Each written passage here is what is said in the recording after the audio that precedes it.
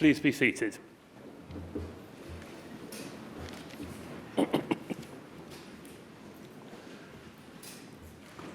Welcome to Oxford City Council's mayor-making for the civic year 2025 to 26. It's been a tremendous honour and a great pleasure to serve Oxford for the past year as its Lord Mayor. The civic year really couldn't have started better if I'd ordered it with Oxford United's promotion, parade and civic reception here in this room. It was truly joyous to see thousands of people lining the streets, showing the spirit that makes Oxford what it is, celebrating not only our heroes, but also one another, our collective embrace of our team through thick and thin. At the risk of being slightly political, I think that's what Bill Shankly meant when he said football was a socialist sport. Anyway, we're staying up, go Yellows. Then there was getting to announce the general election results and commemorating the 80th anniversary of VE Day, a true landmark of freedom and one of the last chances we'll have to thank the small number of surviving veterans. In other events, I've shown 18 Peruvian mine workers around the town hall and unveiled a huge plastic ox on the roof of the Westgate Centre in the pouring rain. I didn't know that was what a Lord Mayor did, but I know now. Louise, I hope you're taking notes. Really, though, every event was a highlight. I mean it. Meeting our diverse but cohesive community and seeing firsthand all the wonderful work done both by people I already knew well and by people I previously knew nothing about. My thanks go first of all, of course, to the civic staff, David, Lizzie, drivers Les and Robert, and all the town hall keepers and receptionists. You've had the unenviable task for the last 12 months of keeping me in some sort of order and reminding me what day it is. And you've succeeded as well as anyone could, frankly. Thanks to my fellow councillors for mostly being well behaved. Thank you to former Lord Mayors who've given me wise advice, especially Mark, over many discussions in the office. We have offices all over the city, in fact. Some of them even have names, the Blenheim, the Red Lion, the Mason's Arms. Thanks also to Owen, who has finally stopped being Mayor of Witney. A trip to the office is called for, I believe.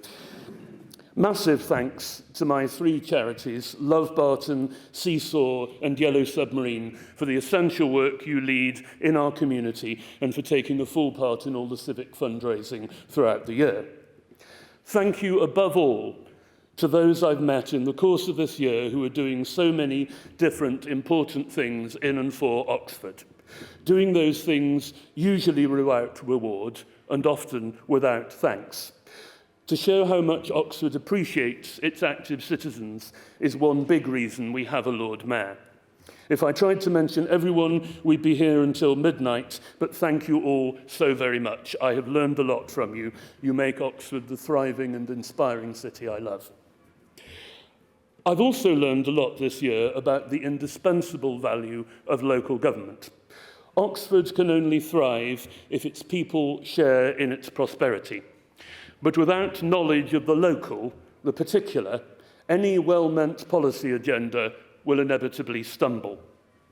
Working together with local people, using the limited power we have, this council has been key to so many achievements, from the invention of the gully for charging electric cars in narrow streets, to the most powerful EV charging hub in Europe, from our proud status as a city of sanctuary to local grants and facilities that help strangers become neighbours, from planning policies that helped now world-renowned vaccine facilities get built, to the retention and building of council homes to meet our desperate housing need.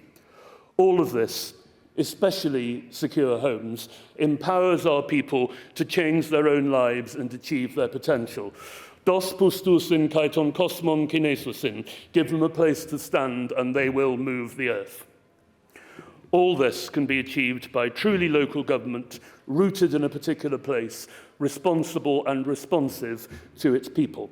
And if I may borrow a very distinguished phrase, we most highly resolve that it shall not cease in this our city of Oxford.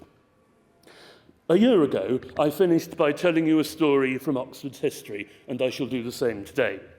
As many of you will know, in the 1650s, the ban on Jewish people living in England was rescinded by Oliver Cromwell amid much debate, and Jewish immigrants started Oxford's first coffee shop. What I didn't know, and I'm grateful to Rabbi Eli Brackman for pointing this out, was that the coffee shop came first, 5.5 years before it was officially legal. By the time national policy had caught up, there were already 2 Jewish-run coffee shops in Oxford's High Street. This, then, is my hope for the future of our city. May we always listen carefully to the ideas debated down the road in Westminster. And then may we do what seems best for the people of Oxford. And may we always be right, as we were then. Thank you.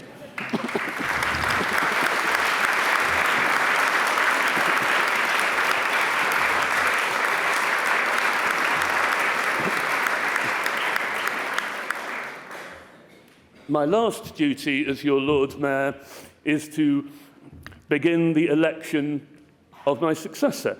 So I invite Councillor Anna Railton to propose Councillor Louise Upton.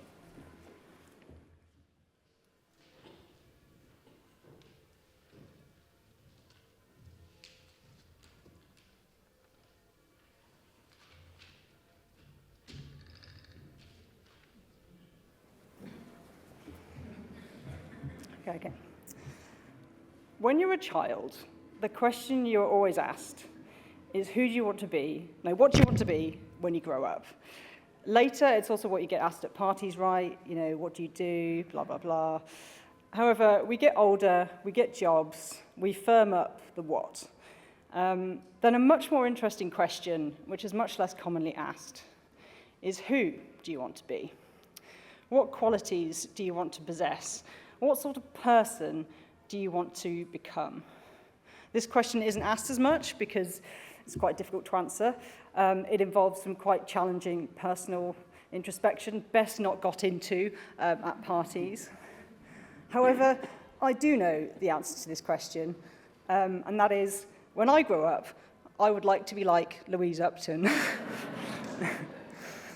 She is thoughtful, she is kind, she is diligent and hardworking, and she always thinks the best of everyone.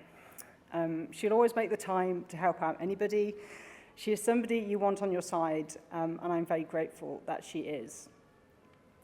I could spend a long time enumerating all of her qualities, but I won't. And she's also very humble and is no doubt hating every minute of this speech as it is. Everybody here already knows that she'll be a fantastic Lord Mayor, so I don't really need to labour the point either. Instead, I'm going to take an abrupt tonal shift in this speech. We have a great tradition of highlighting firsts at these events. We had the first openly gay Lord Mayor last year. And the very first woman of colour the year before that. The first female Lord Mayor was way back in 1965. Louise will be the first Lord Mayor called Louise. But, you know, that's quite boring, really. However, I will say with some confidence, but no proof, that Louise will be the first Lord Mayor of Oxford to own a large fiberglass cow, or at least a large fiberglass cow painted to look like a robot. Louise and Jonathan, or maybe just Louise, bought one of the Sobel House Ox Trail oxen last year, which I thought was a very iconic and very Louise thing to do. I trust in the coming year we will get a photo of it wearing the mayoral chain. Right, so Jonathan, I'm sure, is also going to have a fun time as Lady Mayoress. It is my understanding that Lady Mayoress gets a bigger chain than the official male consort one. And I think we should aspire to be an equal opportunities council when it comes to chain size for mayoral consorts. So yes, so Jonathan, Lady Mayoress, no judgment. Very good. I will wrap it up. You know, it is good life advice to surround yourself with people better than you, and that is very much true for me with Louise. I'm very grateful to call Louise my friend. I'm very proud to be one of her Labour colleagues, and it's my very great pleasure to propose her for the highest civic honour this city has. I propose Councillor Dr. Louise Upton to be the next Lord Mayor of Oxford.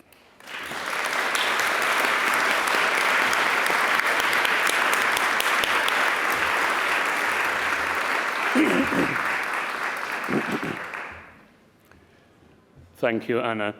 I now call on Councillor James Fry to second the nomination. Thank you very much, outgoing Lord Mayor.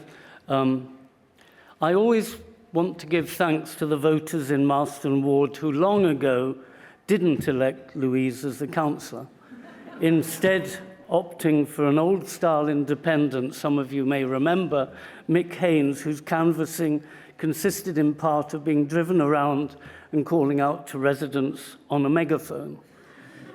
I sat next to Louise at a dinner shortly afterwards and tried to persuade her to run for North Ward, as it was then called. Fate, in the form of the resignation of the then Lord Mayor, Alan Armitage, created a sudden opening, and the rest is history. At the time of the by-election, Louise was recovering from treatment for a nasty cancer and therefore had to take care when campaigning, but that didn't faze her, and she was elected comfortably and has been re-elected without difficulty since then. I was extremely impressed by how seriously she's taken her council role.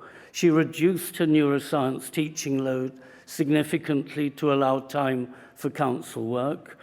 At first, she was a very active champion for cycling, chalking up lots of successes.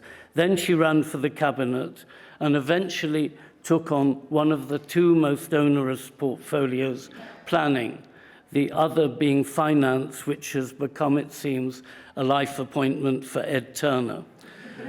Between you and me, I think that Louise may secretly be pleased to give up the planning portfolio and immerse herself instead in the many opportunities afforded by the post of Lord Mayor, which she will perform with great zest, I know. So I'm delighted to second Louise as Lord Mayor. Thank you.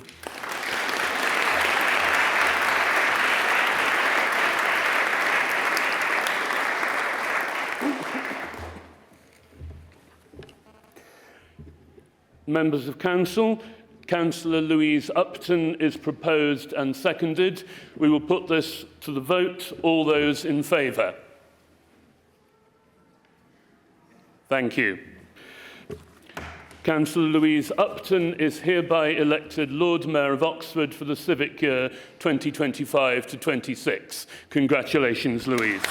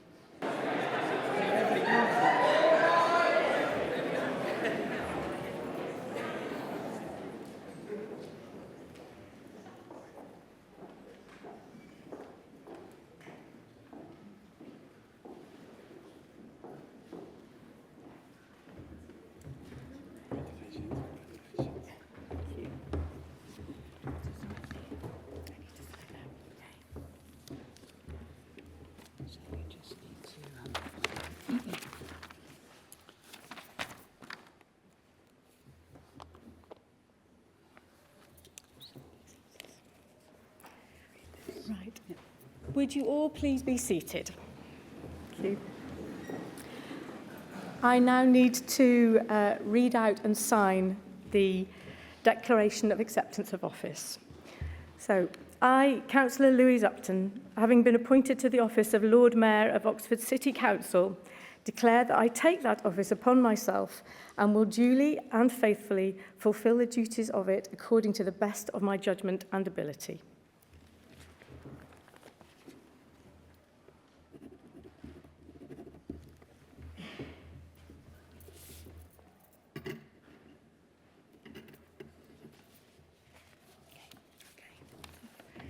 Right. Thank you. Lords, ladies, honoured guests, family and friends.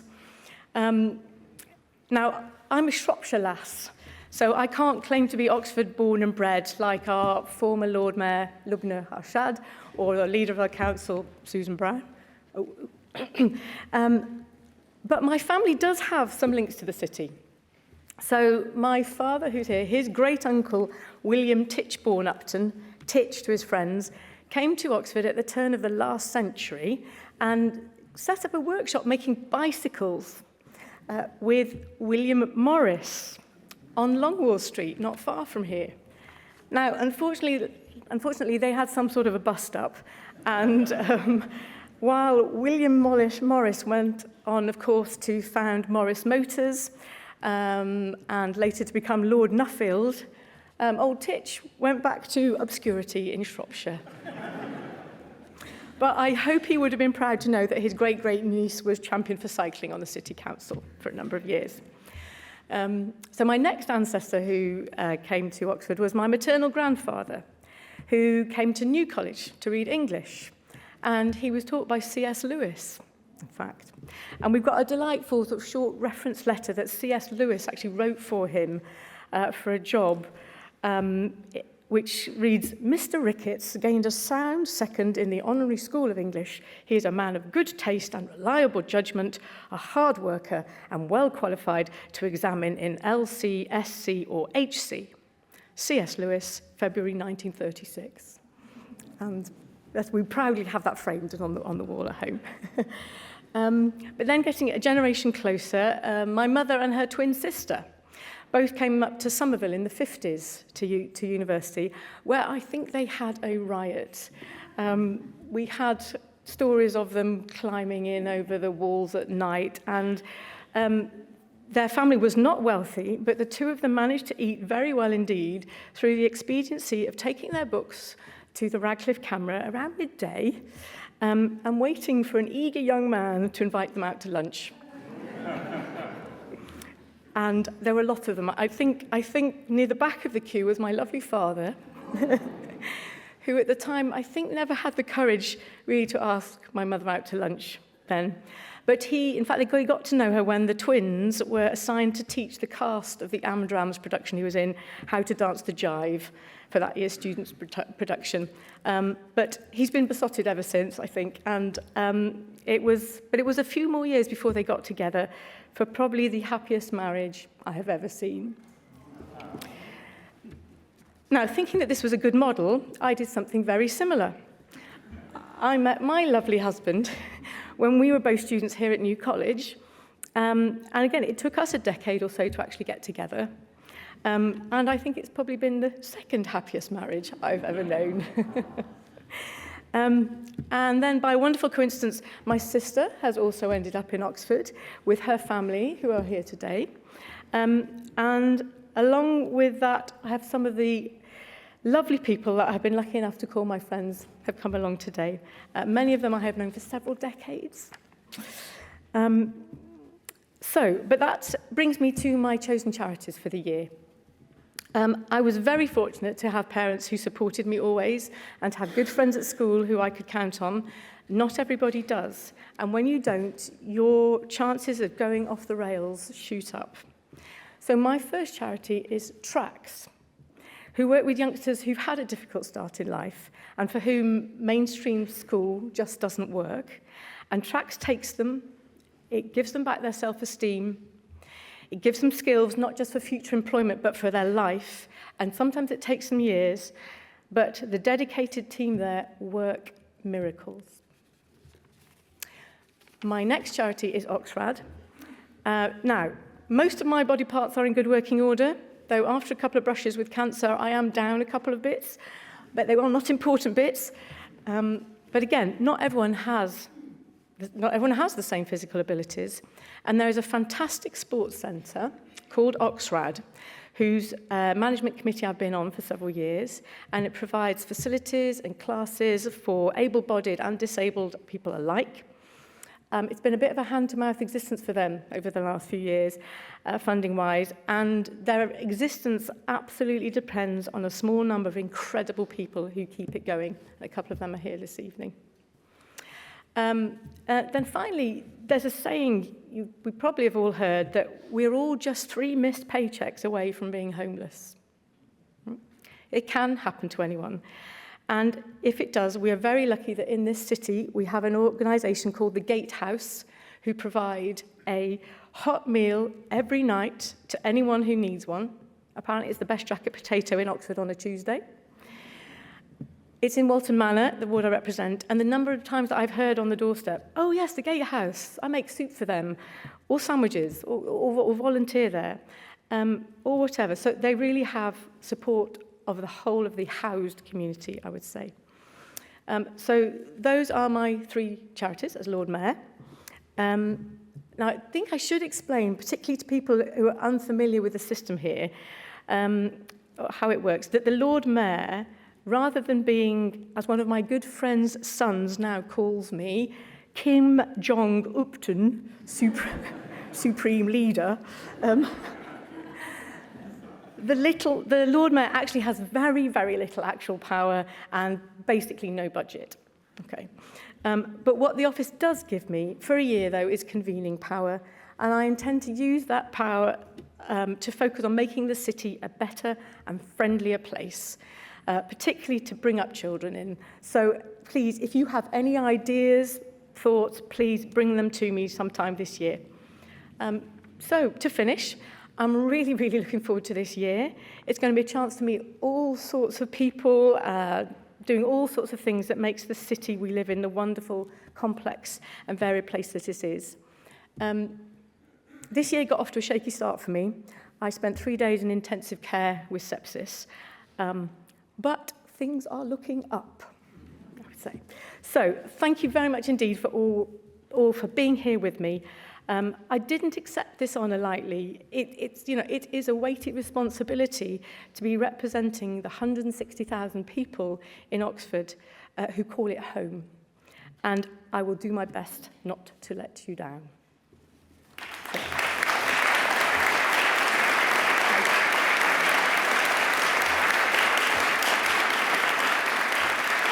Thank you. Okay.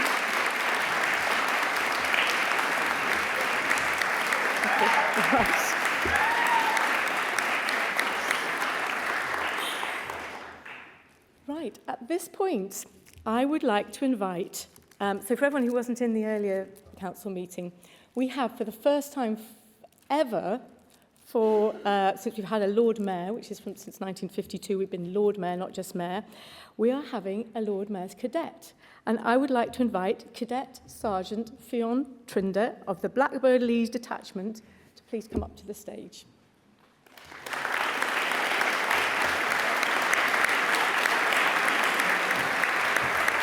Yeah, I'm so happy that that is for you, and what you're saying for the rest of mine. I'm looking forward to working with you. So, thank you. Right.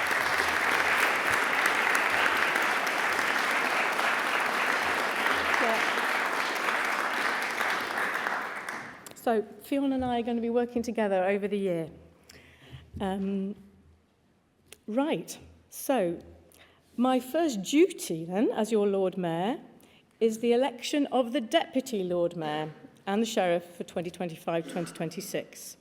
So I'd like to call upon Councillor Mary Clarkson to propose Councillor Mike Rowley for Deputy Lord Mayor.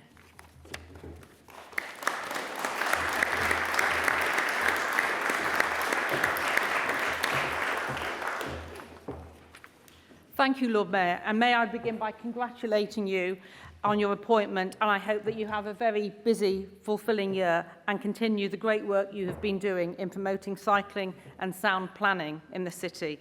I was also interested to hear about your family spat with William Morris. One of our family stories is that my great-uncle Raymond also went to work with William Morris. He too had a row with him and went, so we can perhaps discuss anon about that business. I'm very pleased to support Councillor Mike Rowley's nomination as Deputy Lord Mayor. As Lord Mayor, Mike has been hardworking, dedicated and kind. He has chaired council meetings with calmness and great authority. There's a phrase that many of you have probably heard before, often in schools: every day is a learning day. Well, with Mike's seemingly bottomless treasure trove of knowledge, which he generously shares with all of us, every council meeting truly is a learning day for the lucky 47 of us who attend meetings with Mike.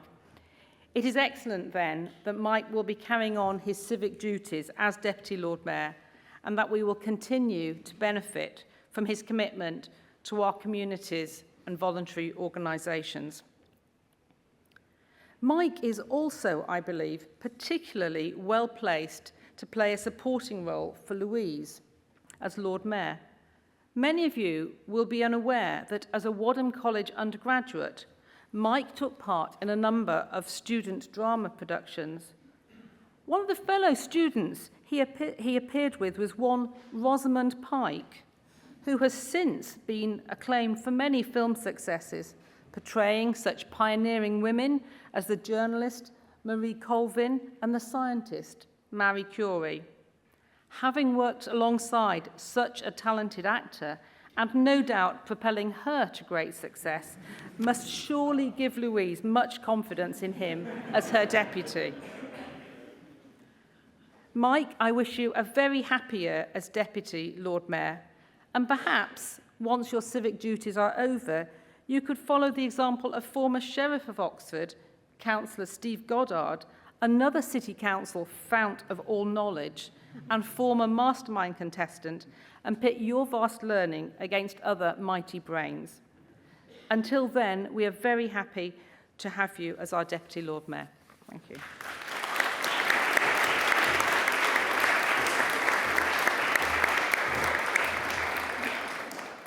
Thank you very much, Councillor Clarkson. And I'd now like to call on Councillor Mark Ligo to second the nomination.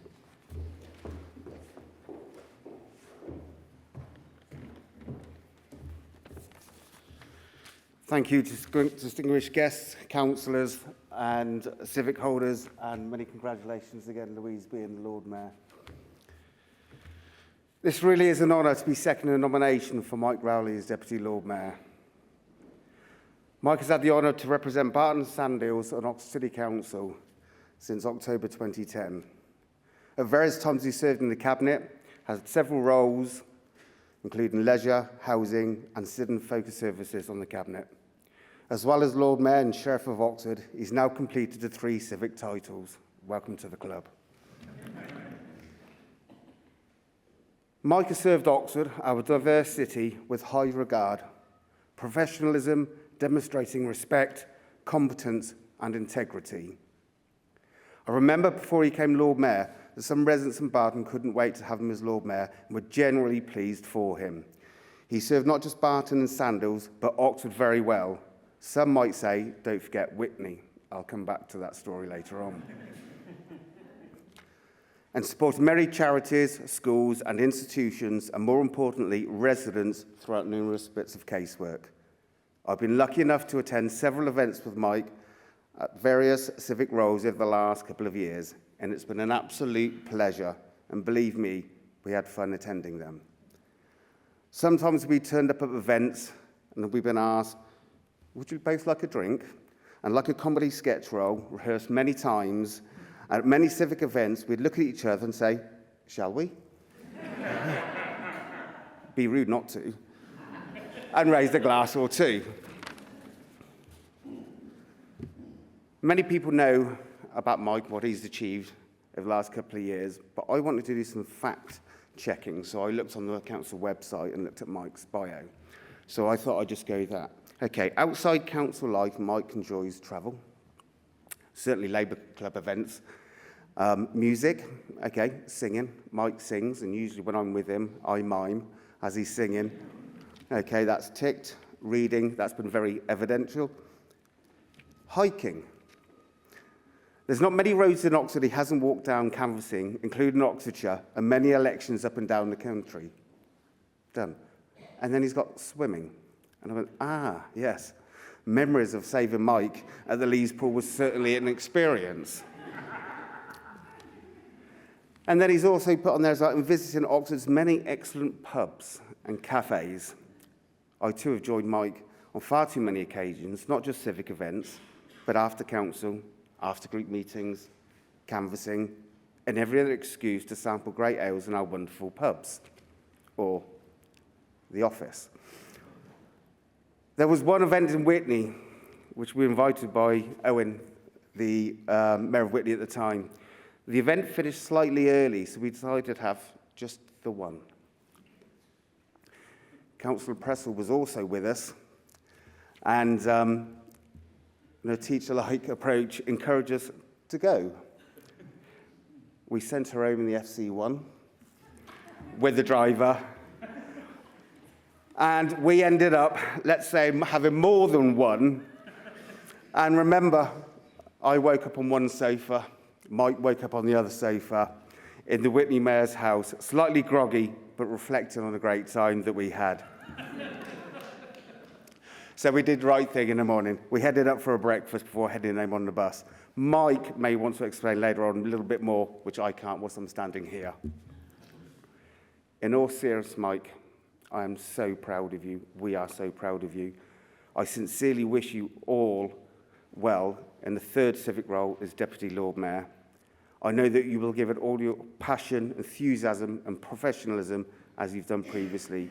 You are not just a councillor, you are not just a comrade, but you are a true friend, a friendship that I value very highly.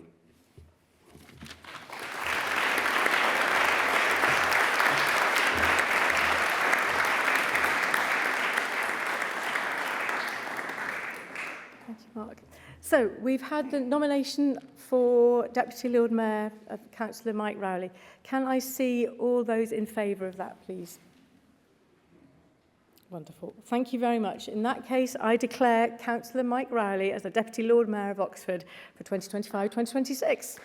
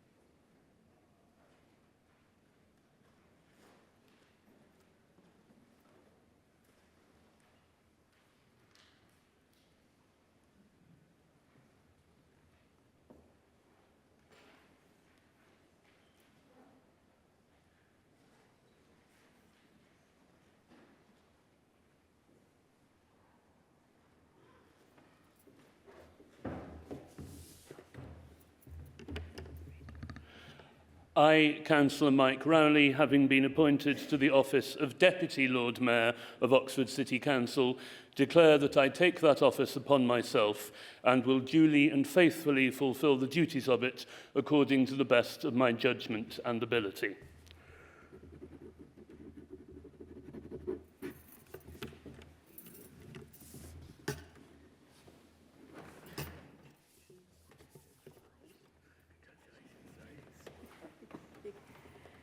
Right, we now turn to the election of the Sheriff.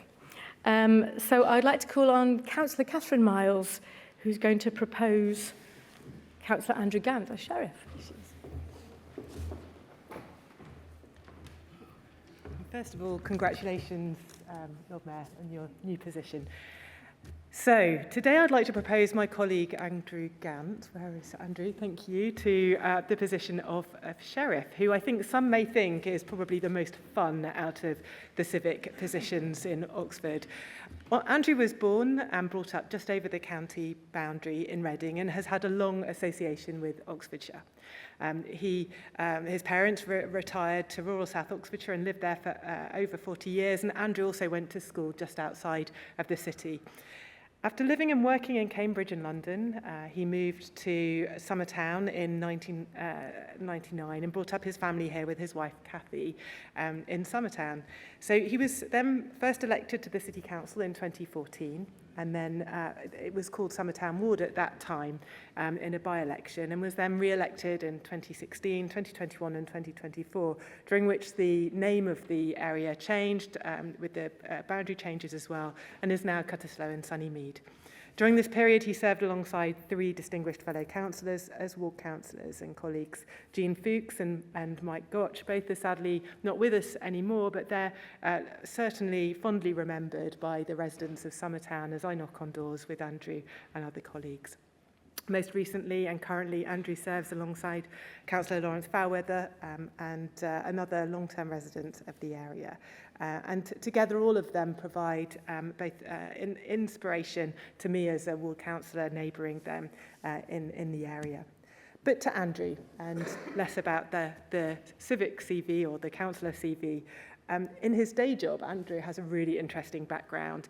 He's a composer and a musician, and he also worked for Her Majesty's Chapel Royal, and so he's got a Wikipedia page. So in fact, actually, some of this is very useful to provide inspiration for this. So he also is known for a book on, or multiple books actually, on Christmas carols, the most recently Deck the Hall, so a little plug there if you're looking for some Christmas gifts later on in the year. And as someone who loves ancient traditions, you may be not aware, but both of his sons, and he has 3 children, he also has a daughter, and he's very proud of all of them, but 2 of his sons have serenaded the city with their May Day singing on Magdalen Tower, so it's an interesting fact. So I think it's really only fit that someone with his love of city traditions is now responsible for the ancient tradition of rounding up cattle on Port Meadow. And this is a duty that I think he'll bring experience of while rounding up corgis when he was in his work at the Royal Chapels, and closer to home, herding his Lib Dem colleagues in his former role as group leader, but also from his deep knowledge of shepherding based on his work analysing the hymn While Shepherds Watch Their Flocks by Night for his book. But apparently that's another story that you should ask him about when over a drink later. So it is great pleasure that I propose Andrew to this position of Sheriff in Oxford, and have lots of fun in the year ahead. We look forward to rounding up the cattle together.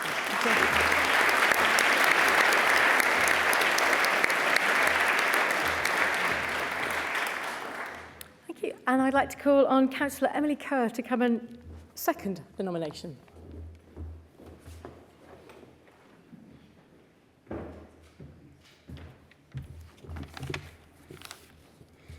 Firstly, congratulations to our new civic office holders. Secondly, I'm delighted to second this nomination. There are 3 key reasons, 3 political skills I've learned from Andrew. First, he does the right thing. Second, he shows great political courage. And third, he listens to people. He may not agree, but he takes the time to listen. Andrew made time for me early in my political career. He talked through a huge report on the LTNs just launched in my city ward. Throughout this conversation, I was like, well, why don't we just do this? The data's obvious. And he was very clear in explaining to me that the correct policy and procedures were just as important as the evidence. On that occasion, we also had a detailed discussion about the myriad of data, evidence, reports and feedback from residents, both in the report and from other studies in UK and Europe. He really knew his stuff, and he really cared about the outcomes. Andrew shows great political courage. When you have had multiple threats, as I have, and as Andrew has had, because you want to follow the evidence and make streets safer for children and other people to get around, it is easy to understand how politicians can bow to bullying tactics. Andrew has had it far worse than me, And yet he still stood firm and stuck to the evidence-based policy his officers have spent months creating. He is truly a political inspiration to me. Finally, he spent a lot of time listening. He may not always agree, but he has frequently gone above and beyond in making time to talk to people. He's very committed to his work as a councillor. For example, on planning one time, Andrew came and made a passionate 5-minute representation on behalf of his residents about the aesthetics of a new building. As it happened, I disagreed with pretty much everything he said. But he'd listened to his residents, and he'd done the right thing, and he'd spoken on their behalf. And when we, as planning committee, voted against the position he'd passionately espoused, he'd just accepted that as part of the democratic process. In this current political world, we need to do more disagreeing respectfully. And we need to make sure that we follow policy and procedures, because these are the bedrock of democracy itself. Finally, we need to show political courage and stick to our well-evidenced convictions rather than fall to bullying tactics. So for these reasons especially, but also in many others, I am delighted to second Andrew as Sheriff.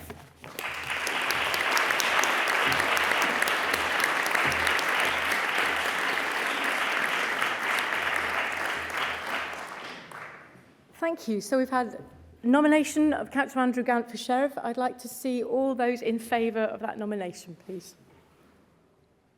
Wonderful.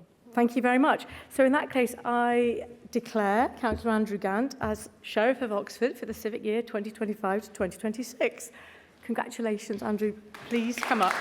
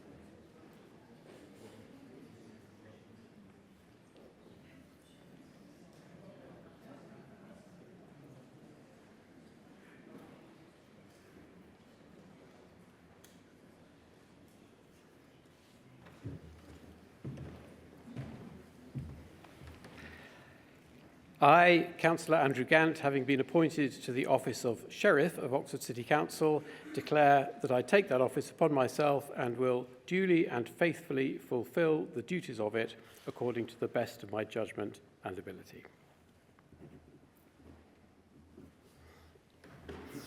Congratulations. Thank you.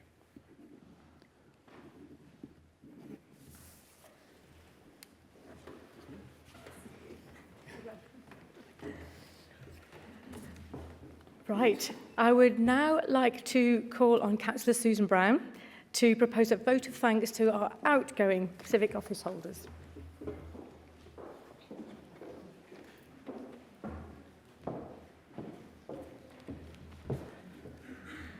Honoured guests, first of all, I'd like to offer my congratulations to the incoming civic office holders. So congratulations to all three of you.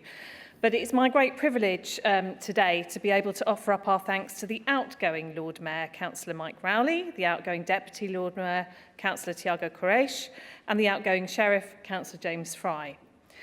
We are truly grateful for the service that the three of them have given to our city's residents, businesses and organisations this civic year. On top of their day jobs and their roles serving their local constituents, sitting on committees And in the case of Lord Mayor, chairing council, they have between them been the visible representative of our civic city at countless events across Oxford and Oxfordshire and even beyond. The Lord Mayor told me that he had attended 150 formal events. That's an awful lot of events. But says that possibly the biggest highlight of his year was the great pleasure that he had as a Barton and Sandhills councillor of being able to nominate the fantastic Sue Holden to be a Freeman of the City of Oxford. And all those of us who know Sue will quite understand why that would be such a highlight for him. He was also delighted to be able to welcome visitors from all of our twin cities except, unfortunately, Ramallah, but even including Leon, which has not been the case in recent years. As a lover of classical music, he has had a wonderful year, being invited to attend many musical events. As our first openly gay and neurodiverse Lord Mayor, Mike has been a great advocate for inclusion throughout his time as a councillor and not least as Lord Mayor. Mike has been an excellent and fair chair of our council meetings, knowing just the right moment to interject an erudite quote or obscure bit of knowledge to diffuse tensions. And he has enjoyed his year, but tells me that he is happy to be handing over to our colleague Louise, who we agree will be a great Lord Mayor. As Deputy Lord Mayor, Councillor Tiago Correios was our first Portuguese civic office holder that we know of. He describes his year as an enriching experience in which he stood in for the Lord Mayor on over 20 occasions and was able to have a particular focus on cultural diversity. Among the many events he attended was an Indonesian cultural exhibition, the Nepalese community's annual Dashen Tihar festival, the Chinese New Year, Europe Day celebrations, and a fundraiser for the Oxford Hindu Temple, as well as other cultural and educational highlights. Tiago was particularly glad to be joined by his wife Andrea and daughter Camilla for the Lord Mayor's charity bowls match at Blackbird Leys Bowls Club, which apparently Camilla particularly enjoyed. I don't know who won, but I suspect it wasn't the Lord Mayor, Deputy Lord Mayor. And the Little More Play Day was another highlight, as well as the Chinese New Year Gala. Tiago describes serving as Deputy Lord Mayor as a profound honour and says that he has been thankful for the experience and the opportunity to contribute to Oxford's civic life. And last but not least, our thanks go to Councillor James Fry, completing not just the hat-trick of the 3 civic offices with a stint as Sheriff, but also, surely, other than his wife Susanna, one of the few people to have held all 3 roles in his own right and been consort to another councillor doing the same. He says the roundup of the cattle on Port Meadow this year was held in very flooded conditions. In fact, the meadow flowed freely into his wellies, apparently, as he attempted to play his part. A drier highlight was the admission of a record number of new freemen, including one of his grandsons and a dozen or more members of one family in particular. Of course, none of this would have been possible without the hard work, not least in diary management, referenced by our outgoing Lord Mayor earlier, transportation, understanding of protocols and marching orders, and so on, of our wonderful town hall and civic staff who have supported our 3 civic office holders so ably over the last year. So on behalf of the councillors, the council and the residents of Oxford City, we thank Mike, Tiago and James for all your hard work this year, and not forgetting the contributions of Andrea, Camilla and Susanna, whom we also thank for their support and service. Thank you.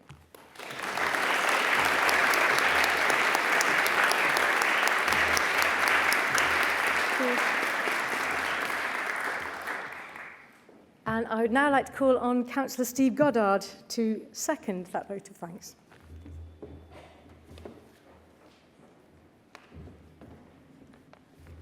Thank you very much, my Lord Mayor, and congratulations to you and your colleagues on your recent elevation. Distinguished guests, ladies and gentlemen, it's a pleasure and an honour to second the vote of thanks to our outgoing civic officers for the last year. First, to Mike Rowley as Lord Mayor. Mike has, as we've heard, had a superb term, chairing council, which is not always an easy business, with aplomb, calm and courtesy. Representing the city, again, as we've heard, at many, many events, and putting in a sterling effort for his chosen charities, Love Barton, Seesaw and Yellow Submarine. For that latter aspect of his mayoralty, of course, the Lord Mayor's annual quiz is a stalwart part of the fundraising calendar, and I and many colleagues here present enjoyed that evening back at the end of February. Well, I say enjoyed. It's fair to say that the Lord Mayor's unique areas of expertise were reflected in the challenging questions. And quite frankly, I don't think I've faced a tougher test since that semi-final of Mastermind that was mentioned earlier. It's notable that all teams consisting of councillors were comfortably outperformed by our senior officers, which gives good reassurance that the city's in excellent hands. Mike has, of course, brought his equally unique dress sense to his role as Lord Mayor. Only last weekend at the Kiddickle Mask Children's Bike Ride event, he turned up in his standard issue shorts, complete with Merrill chains. And crucially, of course, Mike, as the city's first openly gay and neurodivergent Lord Mayor, we're grateful to you for representing in sterling fashion those communities within Oxford, but also for representing so well all of us over this last year. Secondly, our thanks, of course, go to Tiago Correia as Mike's deputy. Tiago, as already mentioned, is probably Oxford's first Portuguese deputy Lord Mayor. Who knows, though? And it's rumoured that he's responsible for the Labour group's addiction to pastéis de nata. Tiago, you'll forgive my pronunciation, it's probably massively out, but delicious custard tarts is what it basically means, which I gather are a staple of Labour group meetings. Tiago served his term backing Mike up as Deputy Lord Mayor with dedication and with quiet sophistication, and we are very grateful indeed to him. Thirdly, but very much not least, as has been said, thanks are due to James Fry as outgoing sheriff. James has been unusual among sheriffs, and I definitely here speak from experience, in actually knowing a thing or two about the various livestock on Port Meadow, of which he's been nominally in charge for last year. As he's worked in agricultural economic consultancy, there's something of a synergy going on there. He has a reputation as something of a collector, and upon finishing his duties as sheriff, again has been pointed out, James has managed to collect all 3 civic office positions by virtue of length of service on the council. Who knows, maybe the chairmanship of the County Council awaits as well. That's a great record of service to the city, and we're all very, very grateful indeed. Ladies and gentlemen, it's been a superb year of service from those 3, and I recommend our thanks to them very strongly indeed. Thank you.